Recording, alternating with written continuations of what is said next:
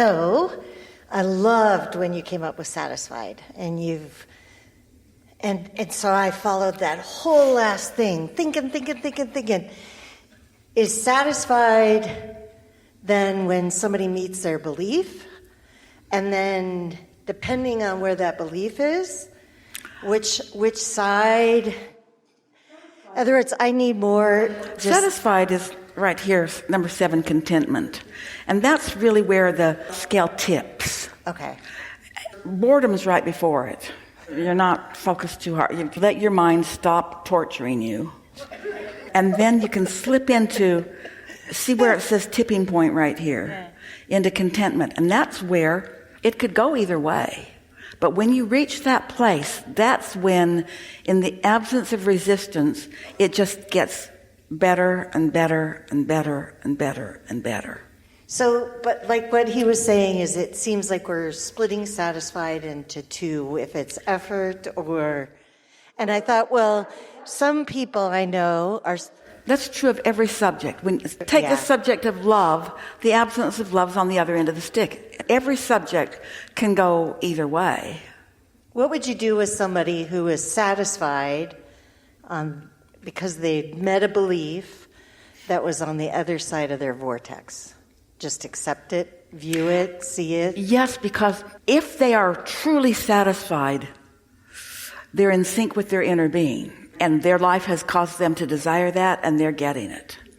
But if they're saying they're satisfied because they're fearful of trying for something that they might miss, a lot of people say, I'm satisfied, and what they're saying is, I don't want the trouble of expansion.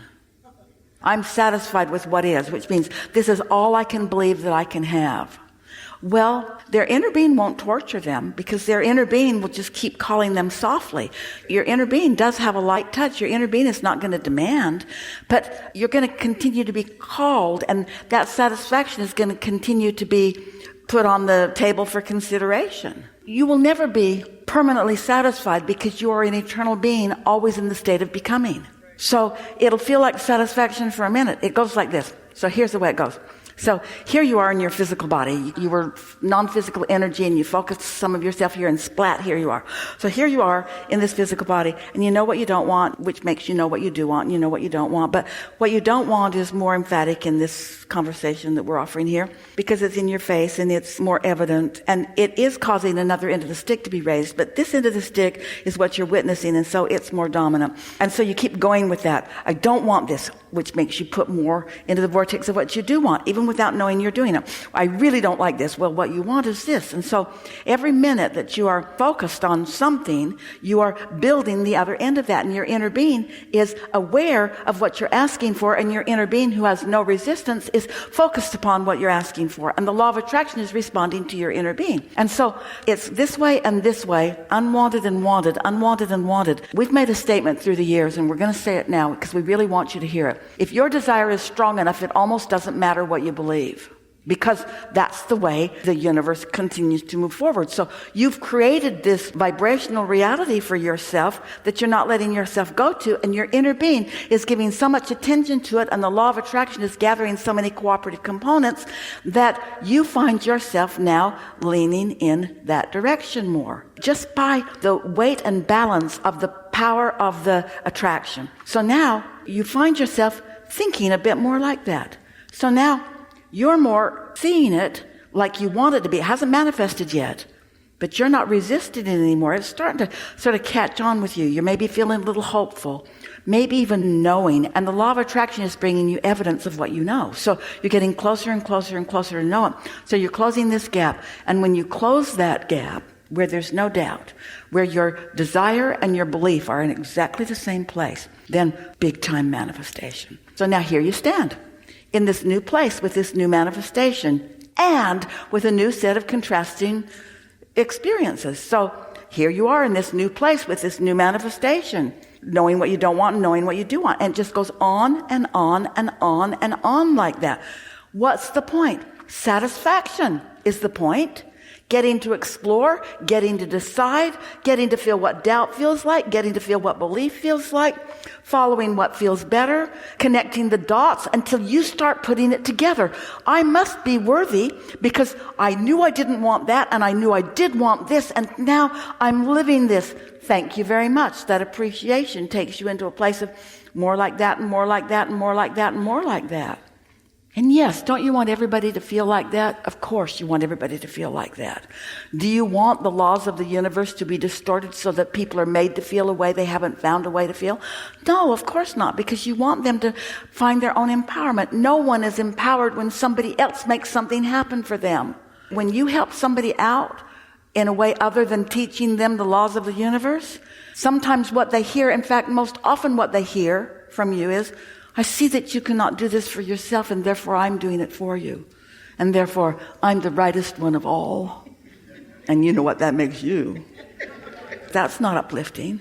But when you practice seeing in them what they want to see in themselves, until they start catching glimpses of it, until they find their true power, that's satisfaction on steroids.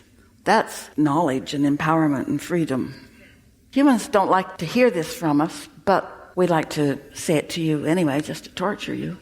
There's no end to the becoming. So to put words at the top of the scale like love and joy and knowledge and empowerment, it's even more than that. It's feelings that cannot be explained yet in just those words. And that's really what we'd like to bring your attention to mostly here, is that it's a vibrational universe and you feel the vibrations more than you can express them or talk about them. You feel harmony. You know when that feeling comes over you? A feeling is so much bigger than words. So much bigger than words. And so you want to hang around with each other and you bring each other to a lot of emotions, but you don't want to rely on another human friend, no matter how close and wonderful they are, to be the reason that you feel the way you feel. You want to rendezvous with them in those feelings, but you don't want to depend upon them because you can't. They're going to be all over the place. They're expanding. They're not going to be steady, but your inner being always is. And once you get hold of that, then you're sure-footed and it's fun to play with people, no matter where they are. Yeah, I was going to say no matter where they are. Yeah, it's fun to play with them. When your little baby or somebody's little baby is learning to walk and falls down, you don't say, get up, you little dummy. You never say that. You say, come on, you can do that. Good for you. Look at you. Look at you. Look at you. Look at you and your becoming. Look at you figuring stuff out. And your inner being is not talking down to you like you're a baby, but your inner being is saying, look at you. Look at you figuring stuff out. Looking at you causing us to be more than we ever could have been. Look at you being willing to be in human form, exploring contrast and coming up with desires that have never been before into all of the universe, giving us desires that without you we could not feel. That's what your inner being is saying. Look at the becoming that you're causing this universe to experience because of your willingness to explore and to decide for yourself. And then watch us taking the baton from you and focusing in refinement. Focusing in refinement of what you've asked for, perfecting it, feeling it, paving the way for it. And then because of our complete absence of any doubt or worry or resistance of any kind, law of attraction is responding to our version of your desire in pure form. So your desire is getting big and bold and sure and sure and sure and sure. But what are you doing? Are you a cooperative component to your own desire? Or are you playing to the masses, trying to get attention? Catering to your mama. What are you doing? Are you feeling your way into your alignment or complaining your way away from your alignment? In other words, after a while, you just get the hang of this so that even if something isn't going well for a minute, you say, it's okay. It's okay. It's been worse and it'll be way better because we're all in the state of becoming, all of us. Good? Very good. Thank you for restoring satisfaction for me. Really good. Great. Wonderful conversation.